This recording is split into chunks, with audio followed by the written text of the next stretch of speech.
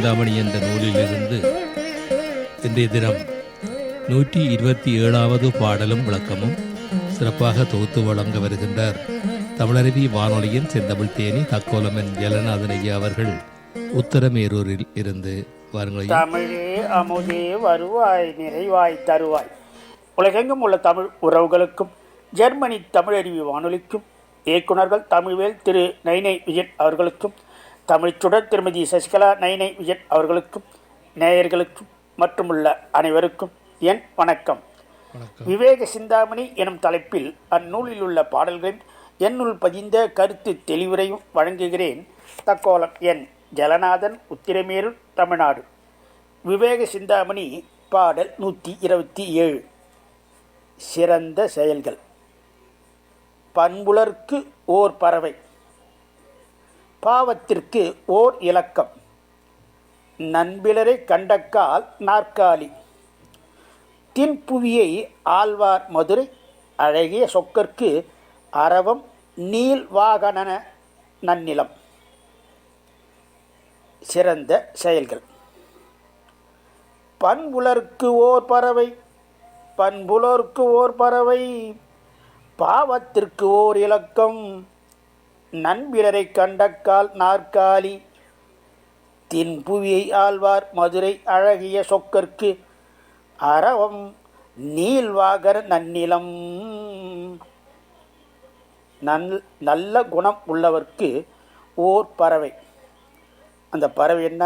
ஈ. நல்ல குணம் உள்ளவர்க்கு ஈவாய், கொடுப்பாய். அந்த ஈ இந்த இடத்தில் இப்படி பொருந்துகிறது.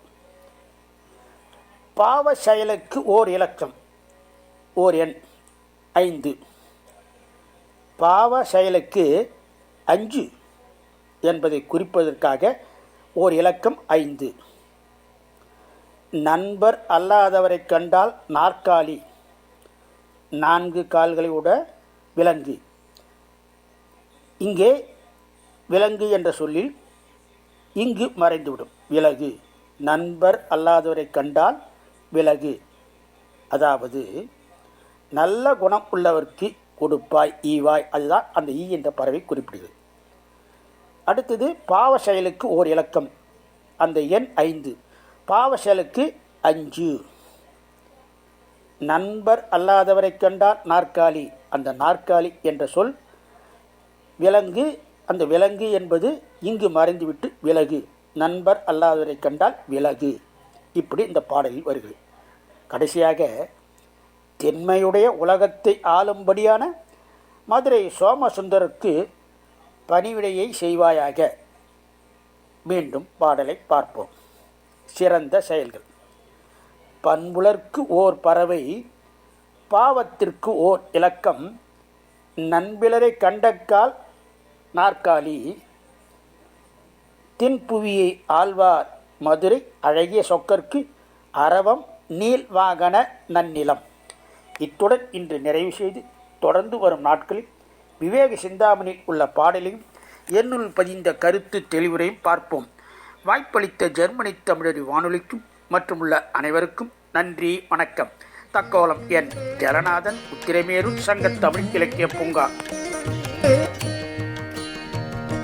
நேயர்கள் இதுவரை கேட்டது விவேக சிந்தாமணி என்ற நூலில் இருந்து 127வது பாடலும் விளக்கமும் கேட்டோம்.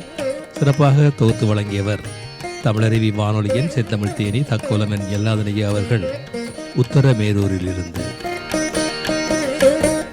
நன்றிகள் ஐயா. மீண்டும் இணைந்து கொள்வோம். நன்றி, வணக்கம்.